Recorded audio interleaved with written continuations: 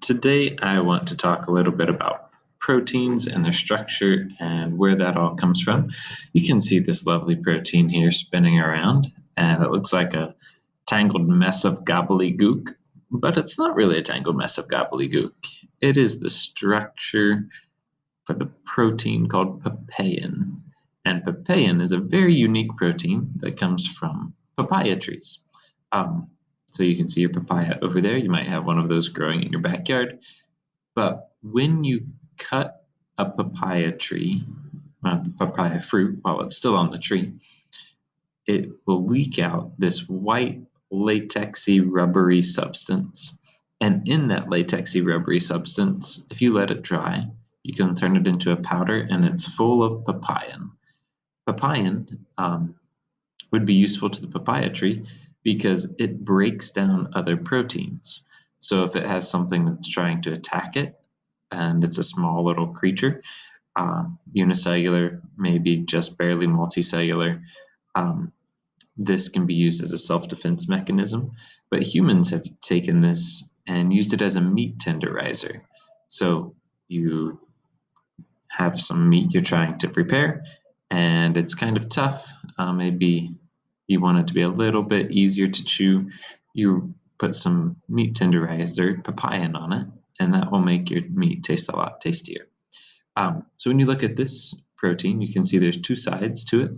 There's one side in the blue and the other side in the pink, and in between is the active site. The active site is where it would bond to the existing protein and start taking off amino acids piece by piece. So you can see there's some curlicues, there's some flat parts, and there's some other little lines that tend to be just look like connecting pieces of spaghetti. And I'm going to explain what all of that is all about. So our outline for today we're going to learn about proteins. And proteins are made up of these things called amino acids. And those amino acids have 20 different side chains. So all of the proteins that we know of are made from 20 different types of amino acids. The main structure of the amino acid is the same, but the parts that come off of them, there's 20 different variations of it. When those amino acids bond, they make these things called peptide bonds. And a peptide bond is a very common bond. It's a very strong bond, and it's not easy to break down, which is why you would need a separate protein, an enzyme like papain, to break that down.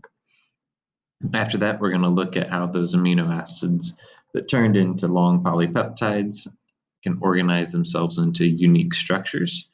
And there's 4 levels of structure: primary, secondary, tertiary, and quaternary. And we'll find out how each one of those is formed. And I'll give you a clue now. It comes from the amino acid structures that went together to begin with. So those amino acids determine how those 4 levels are going to look and what kinds of shapes they will take. Once you've made proteins, there's a whole bunch of types. You've got channel proteins, storage proteins, hormonal proteins, structural proteins, protection proteins, enzyme proteins, and transport proteins. Each one can do its job based on the structure that it has, which comes from the specific amino acid sequence that makes it up. All right, so let's get started. These are the 21 amino acids. You've got some of them that have positive and negative charges: arginine, histidine, lysine, aspartic acid, glutamic acid. You've got other ones that are hydrophobic, other ones that like water. That means they're polar.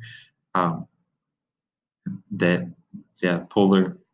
They like water, they're hydrophilic. And then you have a few that are special cases. They have some unique properties about them. One that I want to bring out is the cytosine, and it has a sulfur at the end. That sulfur is very important, and I think we might see it show back up later on. So when you have all of these amino acids, first, scientists don't like to say alanine, especially when they're writing all of this out. They will abbreviate that to ALA or just the letter A. Valine is VAL or V. As you see, when these things start coming together, they can be extremely long polypeptides. That papain that I showed you to begin with, that was 345 amino acid structures in length. Those are called amino acid residues. So 345 amino acids all put together. And this is the basic structure of an amino acid. You have a amino group, NH2. You have central carbon called the alpha carbon, and it's bonded to some R group. Each one of your 20 side chains is its own unique R group. And then the last part is a carboxyl group, and you have an oxygen bonded with a hydrogen. You've got a carbon double bonded to oxygen, and that's where you have some unequal sharing of electrons and bonds can form there. So this is how amino acids bond to form polypeptides. First, you've got one amino acid on your left with some specific R group, one amino acid on the right with a different R group, or it could be the same R group. But I don't want you to worry about the R groups for right now. I want you to look at the bonds that are already here, and I've put a box around a few of them. In every box that you see is a polar bond. That means those electrons are not shared equally. So oxygen is more electronegative than hydrogen, so it's going to take the electrons more. Oxygen is more electronegative than carbon. It's going to take those electrons more. Nitrogen is more electronegative than hydrogen. It's going to take the electrons more.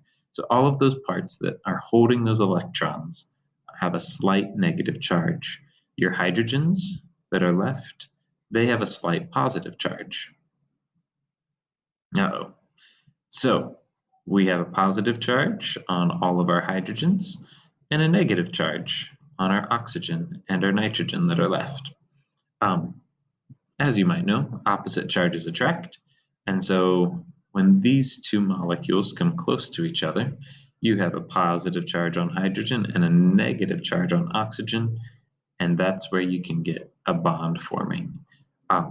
So that there's some attraction there, they'll come together, and that hydrogen will leave your nitrogen, so your amino group is broken, and you're left with a water molecule, and you have a polypeptide.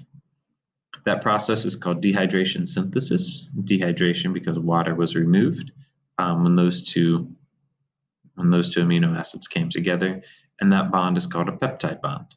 So a peptide bond forms your polypeptides, which are the basis of amino acids, or the basis of all proteins. So here's a long polypeptide, and you can go through and count how many amino acids are in this. 1, 2, 3, 4. And each one of those has a different side chain. There's one side chain group, there's another side chain group, a third side chain group, a fourth side chain group. So each side chain is off to the side, and it would give this its unique structure and its properties to form larger proteins. When I showed you the papain at the beginning, it's 345 of these in length. So these things can get extremely long. All right, so now we have our primary structure of a protein.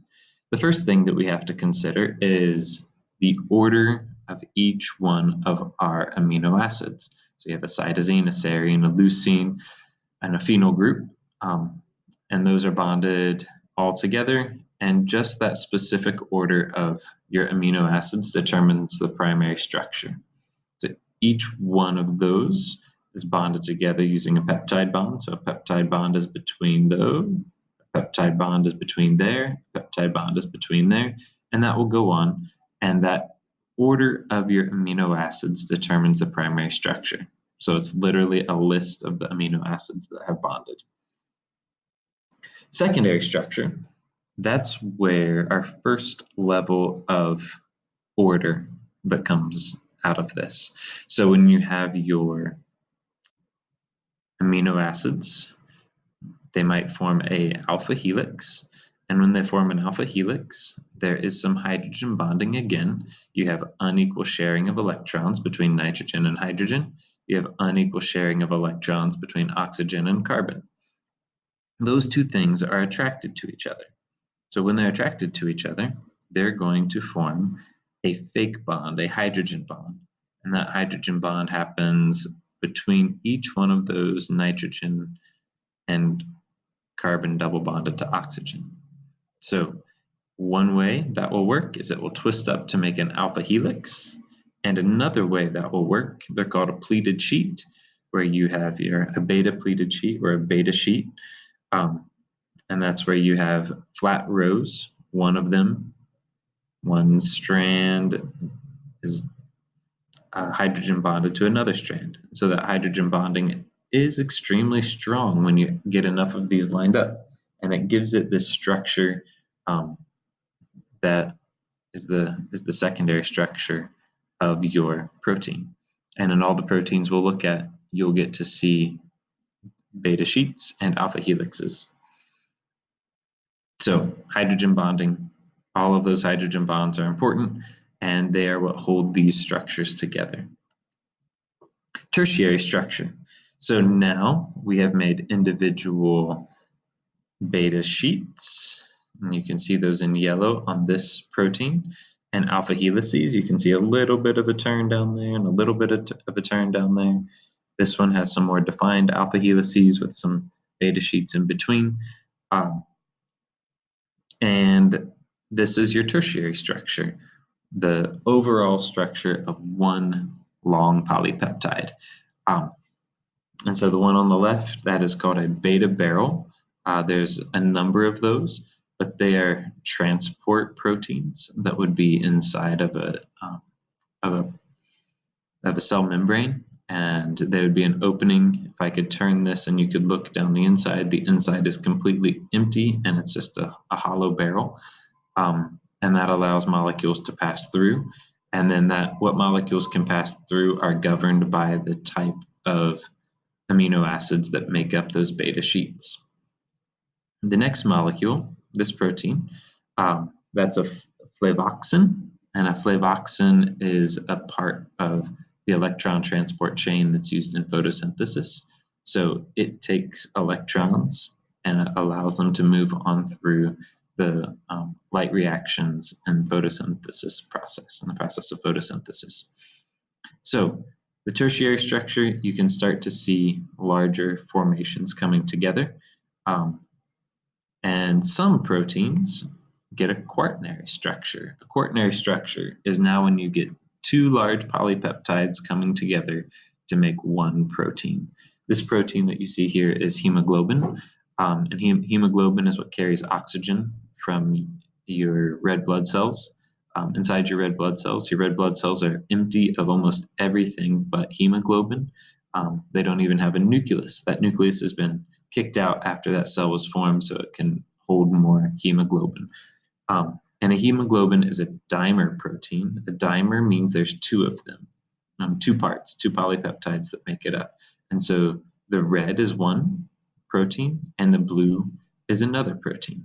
And then your oxygen molecules would sit right in the middle. You can hold 4 oxygen atoms inside of one of these, one oxygen in each section. And each one that bonds, it changes its shape a little bit, and so it can fit another one and another one and another one. And once the 4th one is bonded, the shape is changed enough that it can't take any more.